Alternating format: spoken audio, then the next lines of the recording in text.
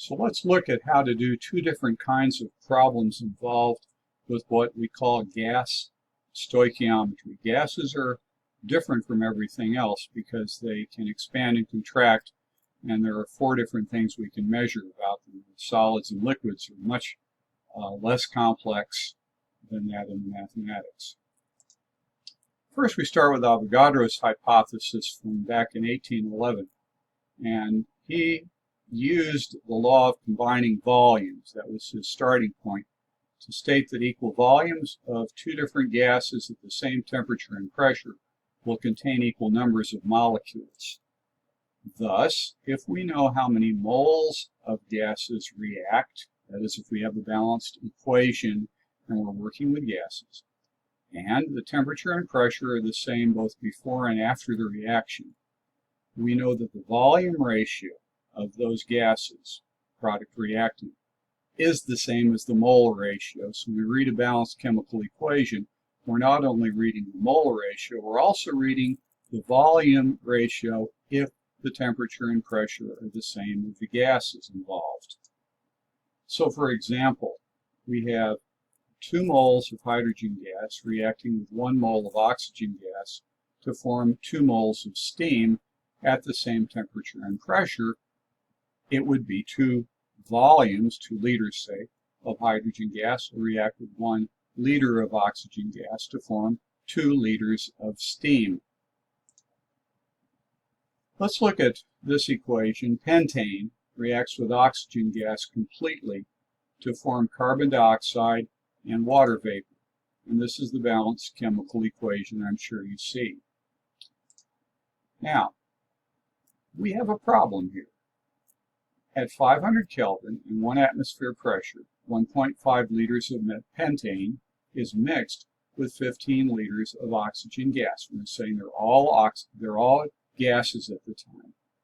And we're asking how many liters of pentane, oxygen, carbon dioxide, and water vapor, or steam, measured at that same temperature and pressure, would remain after the reaction. So we're going to figure out what the reactants are, and what the products are, and then what's left over after the reaction occurs. We're going to use Avogadro's hypothesis. This is an ideal problem for a RICA table because we want to know everything about it. So we put this RICA table together, and we see the balanced chemical equation under the R line, and the problem is given at the bottom. Since the temperature and pressure are not changing, we know that the volume ratios are the same as the mole ratios. So instead of using moles in the RICA table, we're going to use volume of gases at the same temperature and pressure. So 1.5 liters of pentane here, and 15 liters of pentane here. And of course, we start off with neither product is there.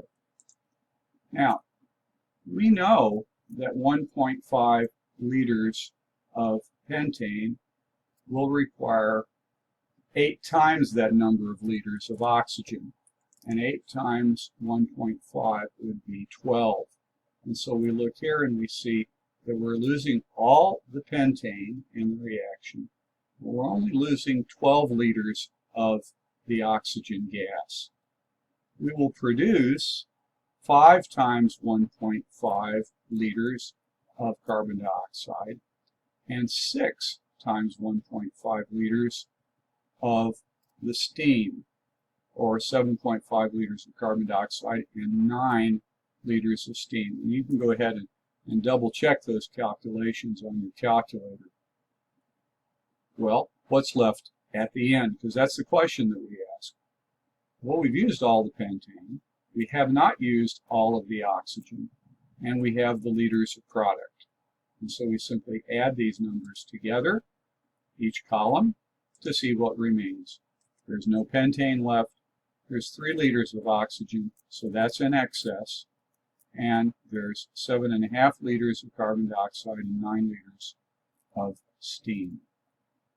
So that's how you do this type of question. Problem type 2, you're given the grams of reactant or moles of reactant, and we need to find the volume of a gaseous product. And we're going to be given the temperature and pressure. We have to be given that. So, this is one that's familiar to most of you. Magnesium reacting with hydrochloric acid to form a solution of magnesium chloride salt and a gas. So we write the balanced chemical equation. This is probably something many of you can do without hardly thinking.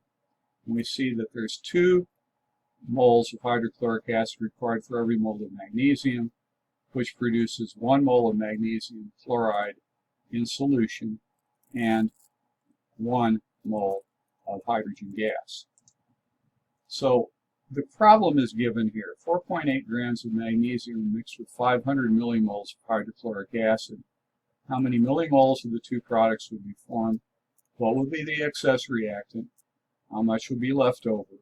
And how many liters of the gas at STP would be produced? And you can see all the things we want to know here suggest we should use a RICA table again. And here it is. There's your R, your reaction on the top line. And we're going to have to go into the mole hole because we have 4.8 grams of magnesium. We need to know how many moles or millimoles that is. So what we're going to do is we're going to calculate millimoles here.